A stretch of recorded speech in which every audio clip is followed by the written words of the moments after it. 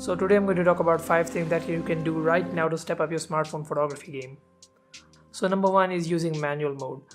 So I've seen that most of the people use auto mode when they're taking images with their smartphone, and there's nothing wrong with that. Usually auto mode does pretty great job most of the time while you're taking images, but there are some things that you can do with auto mode.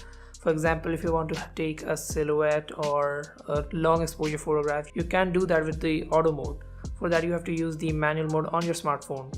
So in the manual mode, you can tweak around your exposure settings manually, like ISO, shutter speed, white balance, and even manual focusing in some smartphones. You can set around your ISO levels, your shutter speed according to what you need in your photograph. And a simple tip, if you want cleaner and more nicer looking images, then you should set your ISO as low as possible, and that way it will reduce all the digital noise, which will give you much more cleaner images.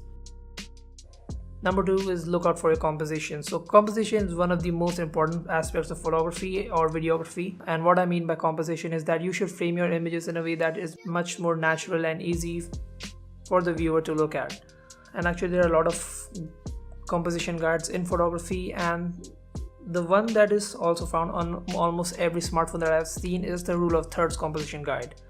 So what you have to do with the rule of thirds guide is that you should put your subject in one of the 4 intercross-sectional points of the lines, because those are the places that your eyes naturally see for your subject first in an image. So it's much more suitable to put your image in one of those points so that the user won't have to look around for the subject in the image, and it is much more easier to understand. And if your composition is good, it can drastically improve the look of your photograph than from just a normal image to a much more professional looking photograph. Number 3 is check the lighting.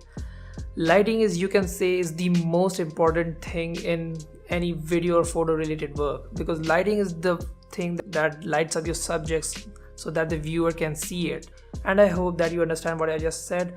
So what you can do is that make sure that your subject face is lit up properly, and there are actually a lot of things that you can use to light up your subject. For example, you can use the natural light that is coming in from your window or outdoors. And actually natural light is the best light that you can use in photo or video work. And aside from that, you can also use household lights like fluorescent tubes and bulbs. Those tends to have a lower quality of light, but still they will do a pretty decent job for lighting up your subject. And if there's not enough light in your photograph, your camera will compensate for it and increase the ISO or lower down the shutter speed to compensate for the exposure, and that way it can introduce a lot more noise in the image, which can ruin up the quality of the image by a lot. Since the sensor size on the smartphones are very small, the dynamic range is not that great, so the low light performance on smartphones aren't really good when compared to dedicated cameras. So make sure to properly light up your photographs before taking up the images. Number 4 is save RAW.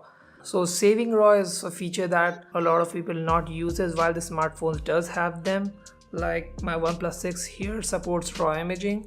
So what I mean by RAW is that it's an image where your camera sensor capture all the information it could from the highlights and shadows. That way it will give you a whole lot more room to work with in post-production. So if you compare a normal JPEG image from a RAW image captured on the same smartphone, and if you take your time and edit that RAW image a little bit, you can see that it can look much more better than the simple image taken by the smartphone camera. The sizes of the RAW images will be a lot more bigger than compared to normal JPEG images on the smartphone, but seeing what you can do with RAW images, it makes it easily worth it. Number 5 is don't zoom in digitally. Unless your smartphone has a secondary telephoto camera, you should not zoom in images digitally because as I said earlier, the sensor size of the smartphone is not very big. So if you zoom in digitally, it will reduce the resolution and quality of the image by a lot, which will give you bad looking images. Unless your smartphone doesn't have a secondary telephoto lens on it, what you should do is you should take the whole image in the standard focal length and then just crop it out later in editing, and that way it will keep much more resolution and information in the image, resulting in better image quality. So make sure not to digitally zoom in while taking up your photos. And that's all. Those were my 5 tips that can help you in smartphone photography. So make sure to give the video a thumbs up if it helped you in any way, and also subscribe for more videos like these, and I'll see you guys in the next one.